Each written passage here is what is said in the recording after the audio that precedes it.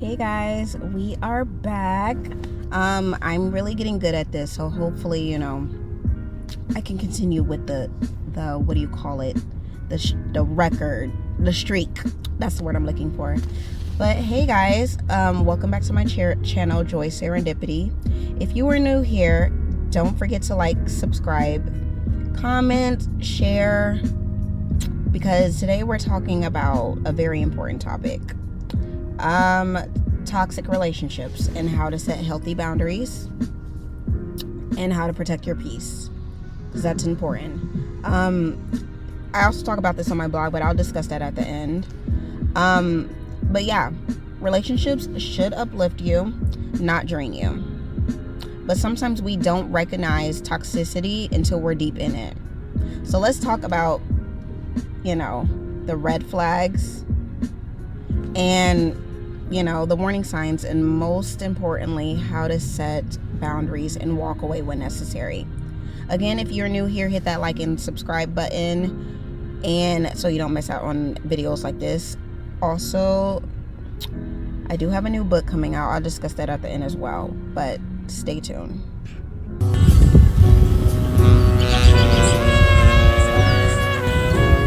So yeah, like I said, we're going to talk about signs of a toxic relationship and how to set boundaries.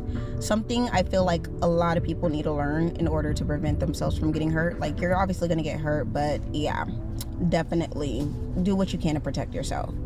So let's start off with this: constant criticism and gaslighting. Does your partner or friend constantly put you down? Because we're going to talk about all types of relationships, not just relationships.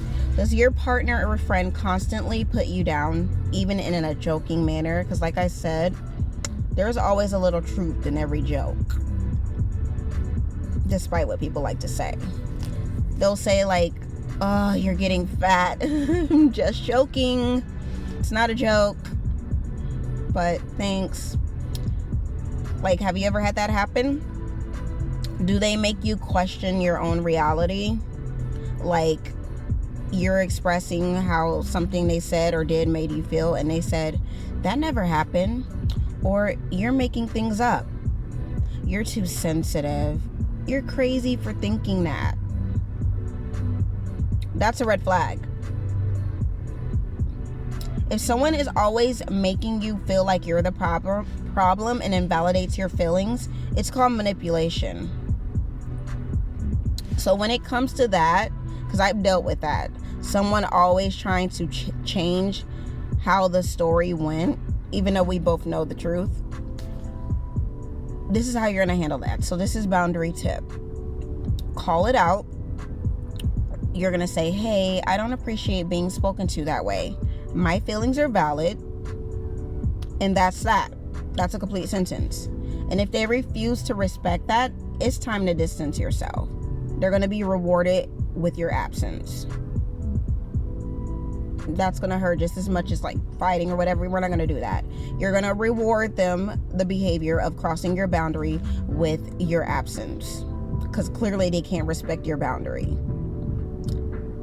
So we're going to also, let's go into lack of respect for your boundaries. Do these people, your significant other, friend, family, do they get angry when you say no? Because that could be irritating and frustrating, right? Do they push your limits even when you've clearly set them?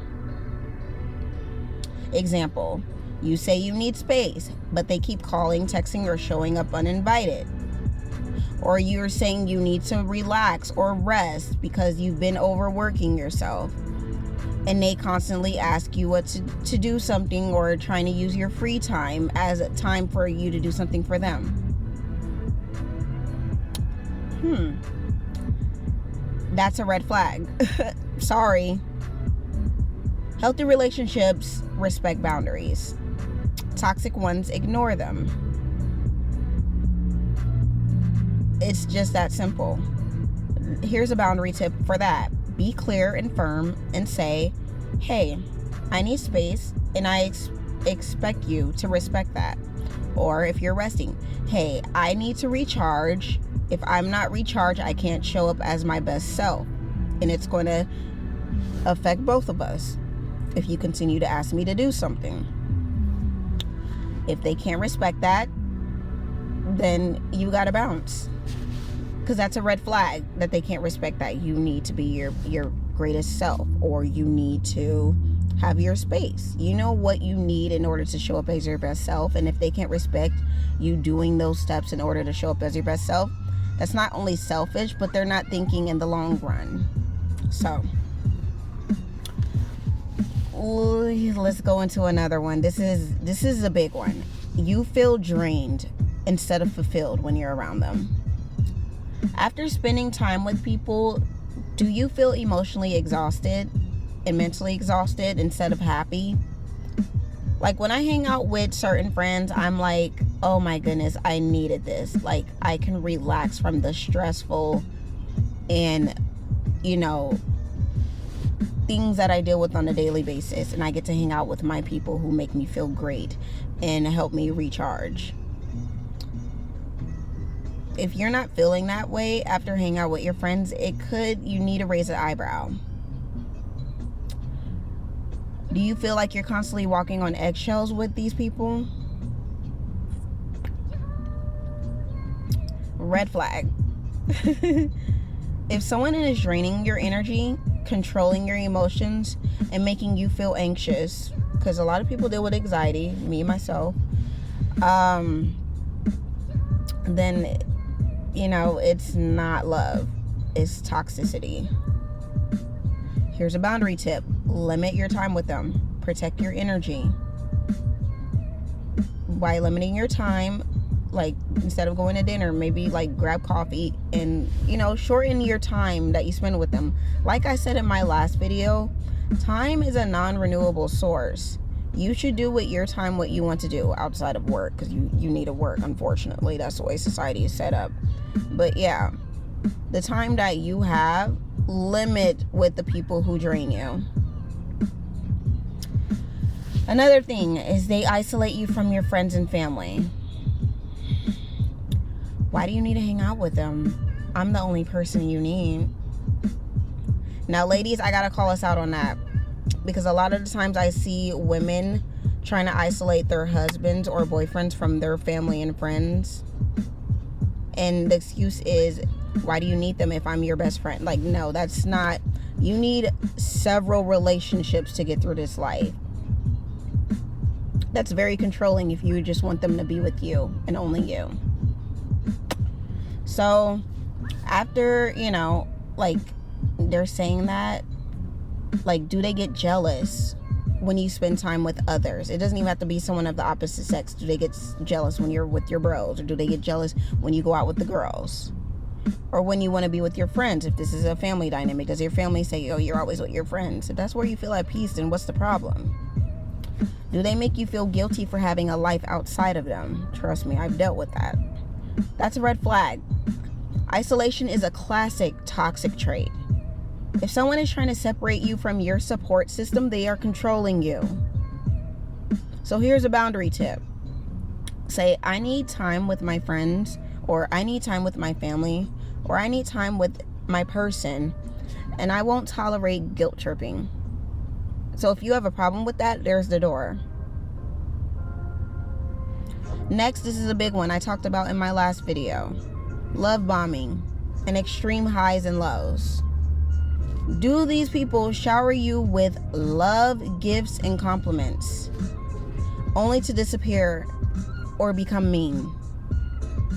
Dealt with that. I've dealt with both at the same time. They disappeared and became mean. Not the greatest feeling. Are you in a constant emotional roller coaster where one day they adore you and the next day they're distant? That's hurtful. That's a red flag. That's love bombing. It's a manipulation tactic to keep you hooked. I forgot the word for it, because it's a health thing, or like oxytocin, something. I was reading on it. And your body feels such joy when they come because they pushed you away, but they've gotten you addicted, like it's a drug. Stay clear of people who make you do that. So real love is consistent.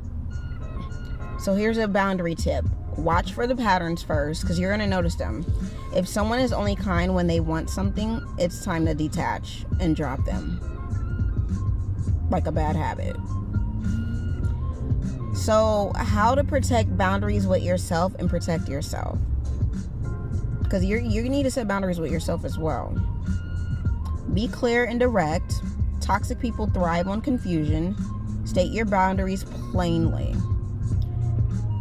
Remove access. If they don't respect your limits, cut them off or distance yourself. Trust your gut. If something feels off, it probably is. That gut, ladies, once you hone in on how to trust your gut, you are good. You are good. Your gut never steers you wrong. So in the end, that's what I gotta say. That's it. If any of these red flags, because there's a long list of them, I could go on. If any of those red flags sounded familiar, you deserve better. I want to let you know that. Healthy relationships don't drain you, and I'm not just talking about romantic. If your friends are draining you, they gotta go. If your family's draining you, you gotta go. No contact is gonna be your best friend. Okay? But let's talk about it. Drop a comment below. What is a red flag you've dealt with? Have you dealt with a toxic relationship? How did you set those boundaries? Like this video if it helped. Subscribe for more girl advice, lifestyle content, anything of that sort. Follow me on all my platforms. It'll be in the description box. And if you love self-reflection and healing and, all of that, I have some books out, and I'm also working on another book where you can relate to. These are conversations that you never have.